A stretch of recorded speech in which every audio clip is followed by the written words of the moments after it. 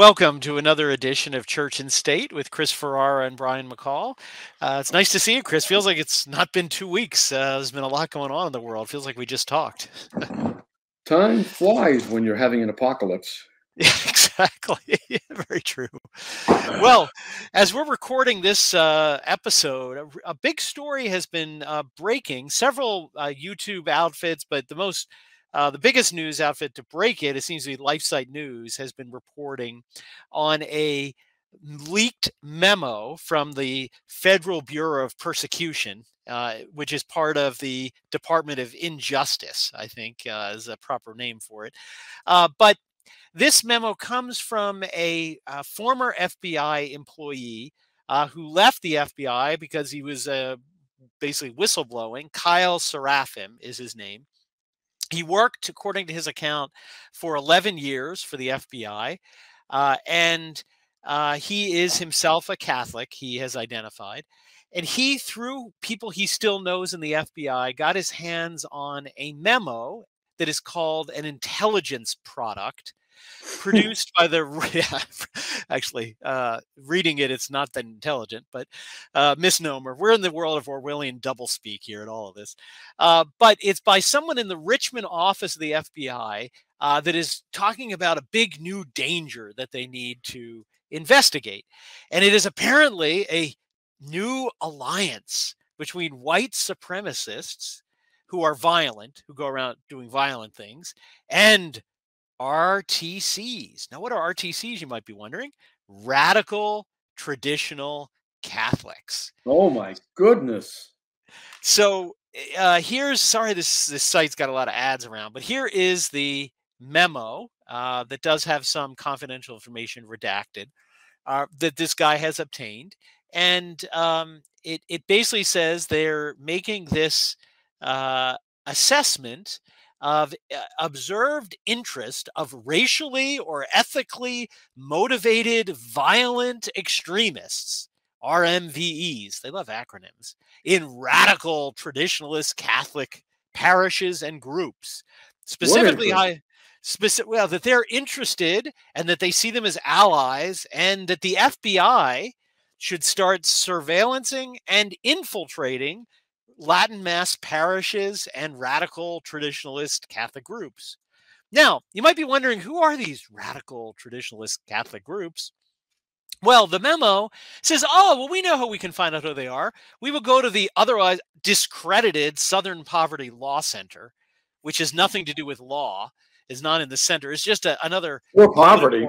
Yeah, or poverty, actually, or the South. They're basically just a radical Democrat socialist political front that smears people, and they've been discredited by even some normal mainstream, even biased mainstream outlets won't deal with them because they're just utterly a scam.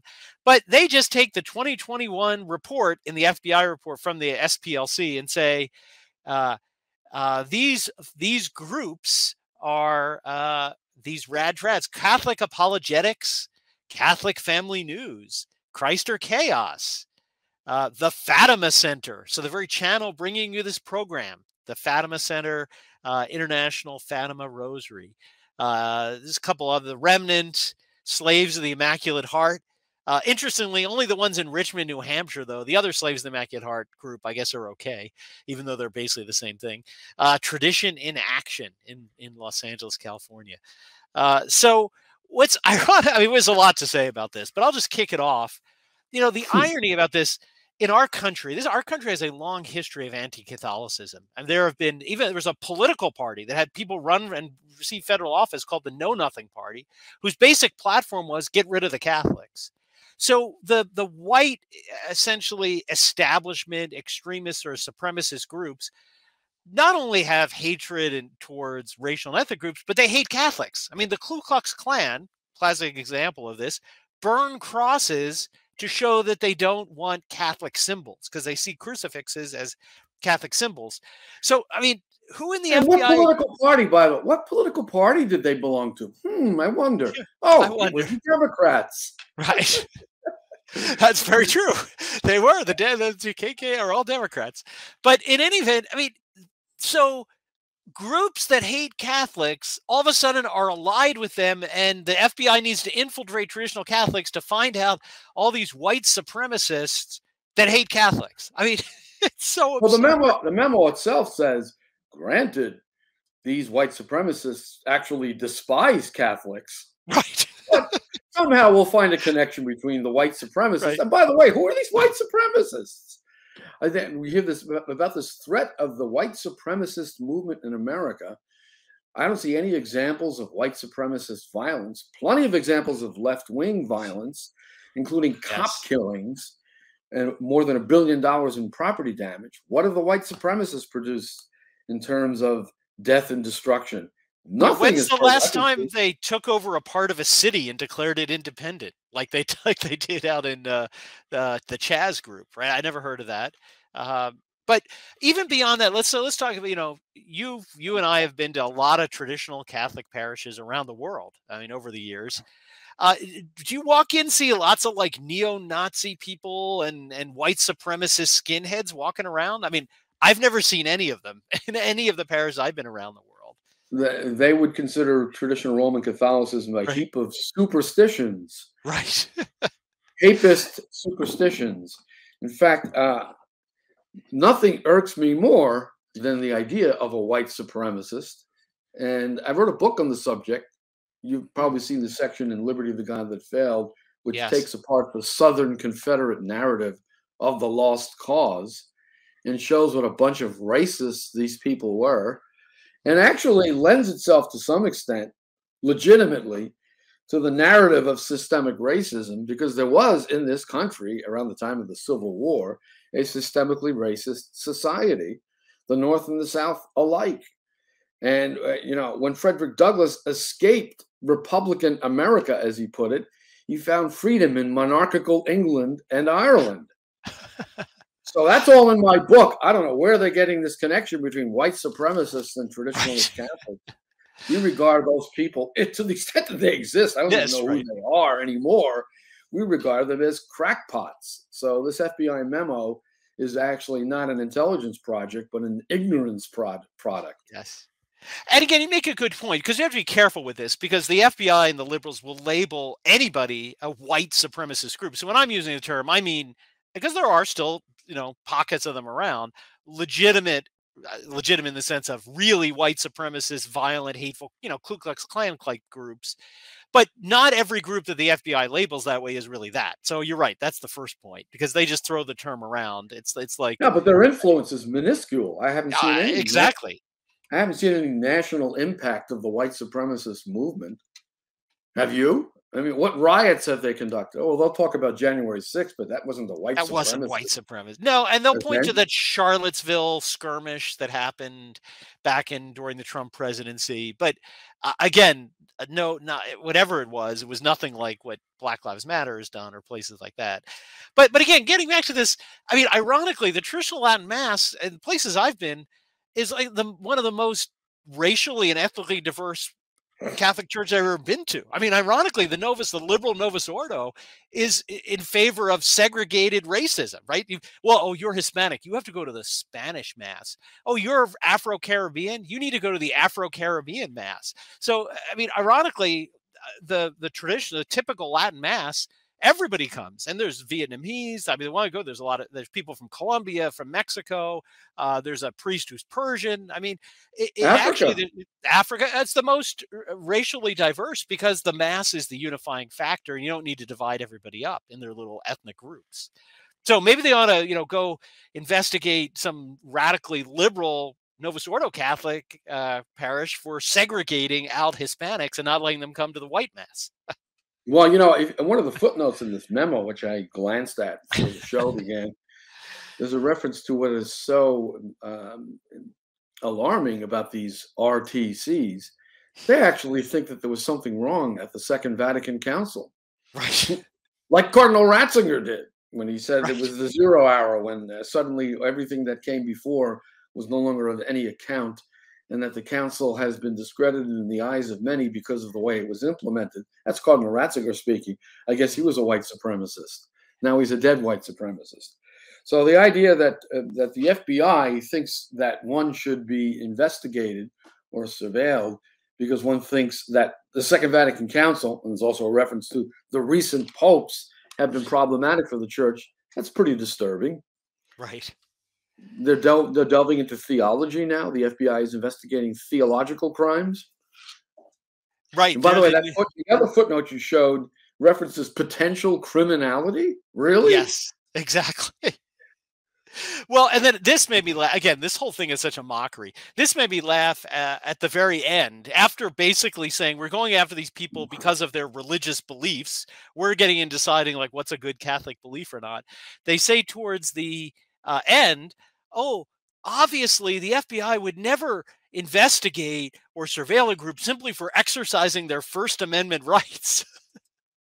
No, but that's exactly what they're doing. That's exactly what they're doing. I mean, I don't know if you saw, I just laughed when I saw that. Where's it, page? Oh yeah, page 6. It was potential criminally exhibited by certain members of a group. Referenced herein does not negate, nor is it a comment on the constitutional right of the group itself. The FBI does not investigate, collect, or maintain information on U.S. persons solely for the purpose of uh, uh, monitoring activities protected by the First Amendment. But no, we're going to go infiltrate. Right? Solely for the purpose. Right. That could be one of the purposes, however. Exactly. Now, So, again, as much as we're mocking this idiot who wrote this, who really doesn't, it's really just pathetic as a law enforcement officer.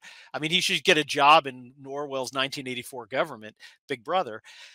It is concerning because this isn't necessarily just some goofball bureaucrat in his office in Richmond, Virginia, because we've seen this in the real world. And we've seen since last summer a slew of pro-life advocates targeted by the Department of Injustice. SWAT teams break into their house, arrest them, put on trial for simply exercising their First Amendment rights to pray or protest outside of an abortion clinic. So this Injustice Department and this administration do seem to want to weaponize the law enforcement against people that they don't like. Well, this is part of an alarming trend that pervades the entire executive branch.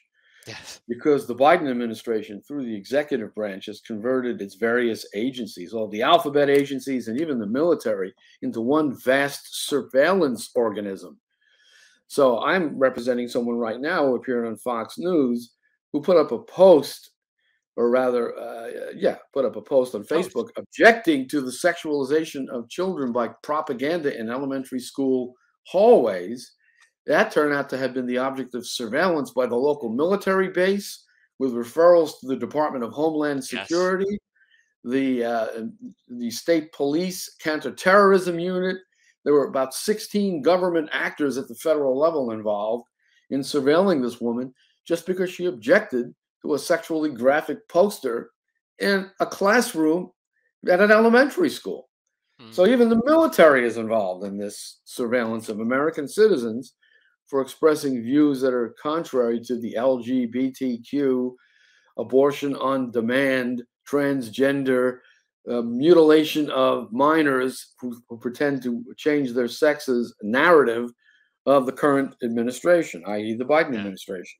It's really kind of frightening. Until we get control of the executive branch again, let's hope to God we do, this is only going to get worse. Yes.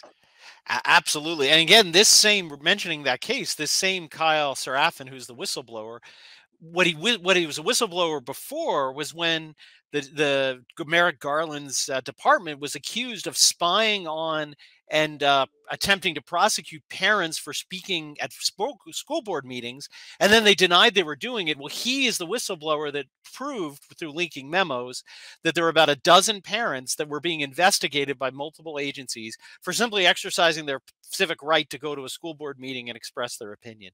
So again, it's the school board meetings, this woman in New Jersey you mentioned, it's the pro-life people, and now your local Latin Mass may have FBI infiltrators checking you out. The tentacles are extending into more and more areas of protected activity. And that's just a function of the current Yes. administration, which, as far as I'm concerned, is the largest hate group in America. The Democrat Right. Party is actually a hate group. Yes. They hate everyone who disagrees with their narratives, and they will do Yes. everything they can to weaponize the Department of Justice, the FBI, and all the other agencies, including the CIA, to target those who disagree with them politically. So, Mm. if you want to talk about hate groups, let's start with the Democrats. Yeah. Well, and the other interesting angle to this, Archbishop Vigano has said that the deep church, that those people who are kind of infiltrating the Catholic Church, currently Pope Francis, people like that, who are really not acting in the best interest of the Catholic Church, are really just a bureau of the deep state. And one of the things he's argued is there's an unprecedented, I mean, we talk about the separation of church and state. He says there's an unprecedented cooperation of Yep. church and state at the highest levels. And again, this story sort of really shows that, because it's like they're reading from a script. Who is Pope Francis going after? Again, he's been trying to persecute since 2021. Rumors of another hammer is going to drop in the beginning of April, but people who go to the Latin Mass, right? Pope Francis has made clear through Traditionis Custodes, likely to do again soon. These people are off the pale. They are not allowed. They need to be stamped out. They need to be re-educated. A leaked letter to a bishop from Cardinal Roche recently said, "Why are you letting these people go to a Latin Mass? What's your plan for re-educating them?" Now, notice now this FBI is targeting the same group. So again, it sort of supports this theory. There is deep cooperation between the deep state and the deep church. Well, the targeting of Catholics by the so-called deep church, in conjunction with the same operation by the deep state, is just another stage, probably the final stage in that long rebellion that we've been talking about in every one of these shows. Yes. The rebellion against the influence of the Catholic Church, the traditional Catholic faith, and its restraints on political power by the modern political forces, and now forces within the church itself, since the Second Vatican Council. And I mean, there were frank admissions from participants in the council that it was the French Revolution in the church and the Bolshevik Revolution in the church. They boasted about this. So now we have Francis cooperating, hand in glove with the state, especially during the era of COVID, with those ridiculous lockdowns, the mask mandates, and the vaccination that he called an act of love, which is actually proving to be an act of death. People are dying from these injections, and this ignorant Pope foisted them upon Catholics, demanded that everyone in the Vatican employ be vaccinated, and now we learn that these vaccines are not only ineffective, but are having unknown side effects on people, which are now becoming manifest, including outright sudden death from these injections. This is what the Pope imposed upon the members of the faithful, in conjunction with what you say is the deep state, with the technocratic state, with the bureaucratic state, with the administrative state, unelected by the people. Well, speaking of the deep church, we can move to our story that's properly on the church. And that is, once again, he loves these things. Pope Francis has given another in-flight interview. It's the mile, the 50,000-foot magisterium. He loves Boeing magisterium. Exactly. He loves pontificating his personal nonsense, masquerading as papal magisterium up in the air. But this one was a unique flight because he gave a joint press conference together with the Archbishop, putting quotes, of Canterbury, because as Leo XIII told us, there are no such thing as Anglican orders. They are not actually ordained. Justin Welby, as well as Ian Greenshields, the moderator of the General Assembly of the Church of Scotland, in an ecumenical press conference following their ecumenical prayer service. So they talked together. During this conference, he was asked several different things, but he was asked, first of all, about what about stopping these laws, decriminalizing homosexual acts, sodomy. He's made, as we've talked about previously, he made some comments about this to the AP, and he said that he doubled down. He didn't, again, he could have used it as a way to say, oh, I misspoke, etc. But he basically doubled down on it. He referred back to his AP article. He referred back to prior statements. And he said, people with homosexual tendencies are children of God. God loves them. God accompanies them, he said. And again, this is a distinction he didn't draw in the AP one. Yes, God loves sinners, but he doesn't love their sin. He doesn't love them as they are. He He went on doesn't to say, accompany no, sodomy no, exactly. any more To, than he accompanies adultery in a heterosexual relationship. He he doesn't doesn't accompany that. doesn't accompany the sin. He accompanies you out of the sin, but not in the sin. So it goes on to say, to condemn someone like this is a sin. So now the sin isn't the sin, but condemning it is the sin. Criminalizing people with homosexual tendencies is an injustice. Now, here's where he's trying to shift a little bit. Again, these laws don't criminalize people with temptations. They criminalize people who perform acts. So again, he's being very slippery here. What Sudan Yep. and other Muslim countries do is punish people who engage in acts. But he makes it sound like, wow, this is dangerous. They're saying people who are tempted to commit a sin are committing a crime. And that's just false. That's just not what these laws ever have been, or the ones in predominantly Muslim countries are. So he says all this. He doubles down. Yes, these laws have to be repealed, insulting the country he's just left. And then the Archbishop of Canterbury says, I wholeheartedly agree with what Pope Francis said uh, uh, about this. And then he goes on to say that they're having a synod in the Church of England to talk about this. And he's going to bring up and quote Pope Francis to the synod. So now we've got the Church of England, that has always been one of the most anti-Catholic Protestant groups, right? Hates the Catholic, is saying we're going to quote the Pope in our meetings about what our beliefs should be. If that doesn't tell you something is wrong in the Catholic Church, I don't know what does. This Pope seems to be obsessed with mainstreaming relationships based upon sodomy. The problem he has is that the Catechism of the Catholic Church, promulgated by Pope John Paul II, describes homosexual acts, i.e., sodomy, as acts of grave depravity.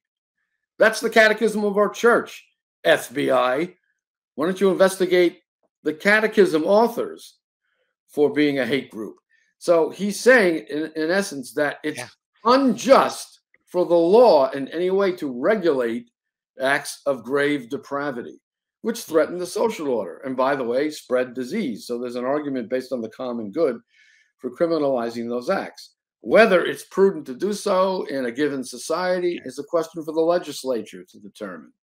What we know that in most states, these acts were criminalized since the inception of the Republic, and for good reason, because they're dissolvent of the social fabric.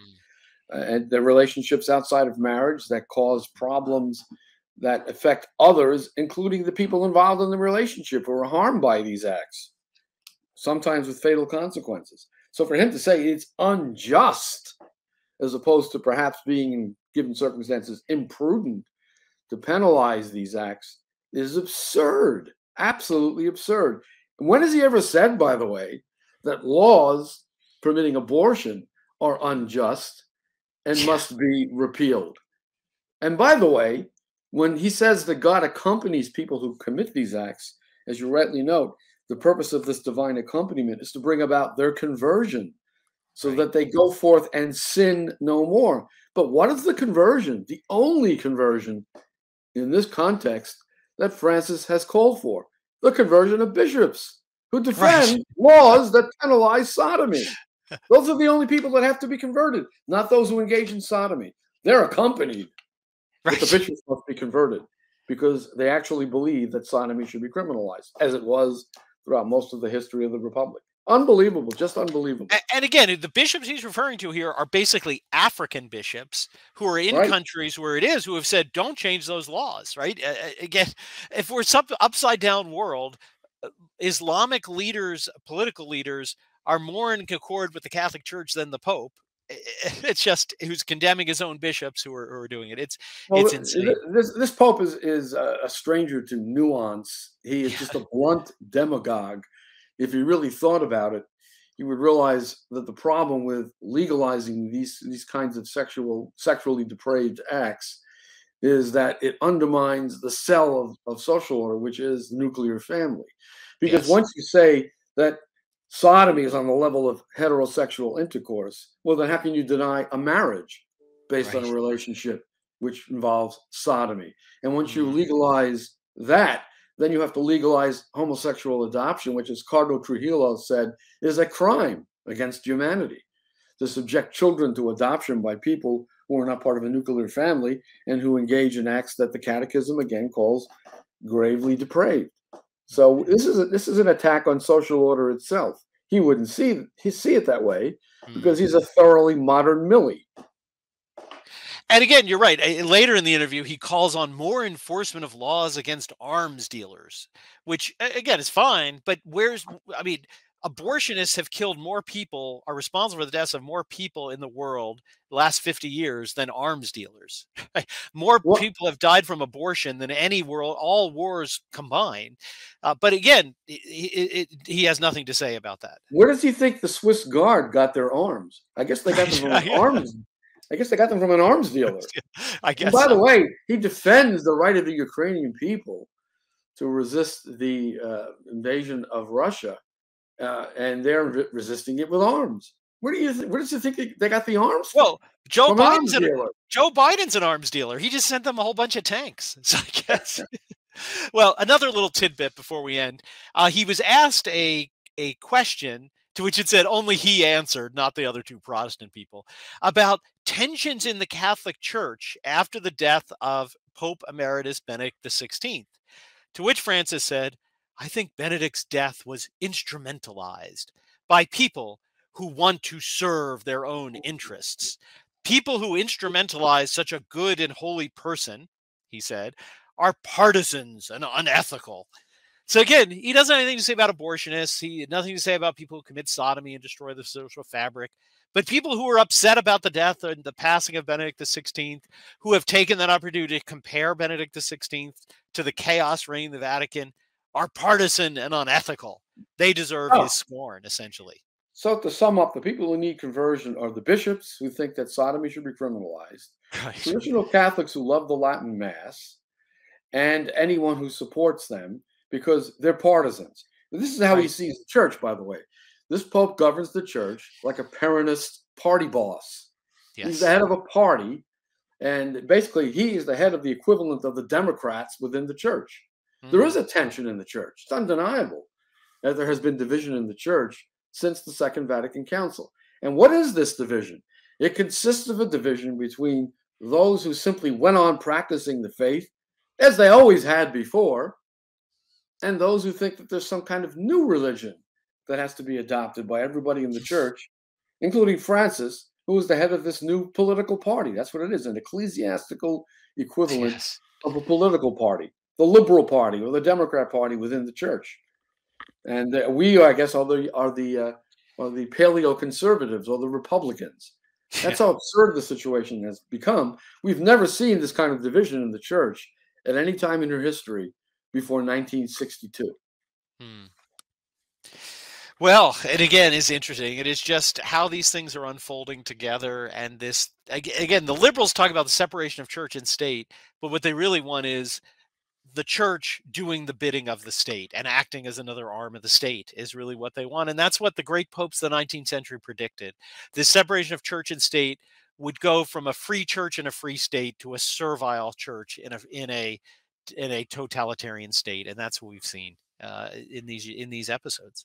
The church has been completely neutralized as a check on political power and is now Yes. actively assisting political power Yes. in suppressing the rights of traditional Catholics. Now we see Yes. this with the FBI. I'm sure Pope Francis thinks it's a hunky dory that the FBI Yes. has a file now on traditionalist Catholics. He hates them, obviously. Yes. He spent the last 8, 9 years condemning them almost daily under various epithets, which are so numerous that an entire book of them has been compiled online. He just can't stop insulting us. Yeah. Wow. Nasty, nasty fellow. Yes. Well, there you have it. But as always, again, we just turn to the Blessed Mother. That radical traditionalist group at the Fatima Center's message is always promoting, right? Our Lady of Fatima. I am your only hope. She says, but through me, this will end. And she promised the triumph of the Immaculate Heart. So March in Lent, first Saturday coming up, resolve, if you don't do it, to make the first Saturday starting March, first Saturday in March, to make the communion of reparation, because only she can be our way out of here, our way to the triumph of her Immaculate Heart. And pray the rosary every day, because as Our Lady promised, those who pray the rosary devotedly Yes. will not be conquered by misfortune. Yes. Very true. Which is a wonderful promise from heaven itself. Well, great. Well, we'll check in again in about 2 weeks and take a look at the situation in church and state. So until then, I'll see you next time, Chris. Okay, Brian. Take care. God bless.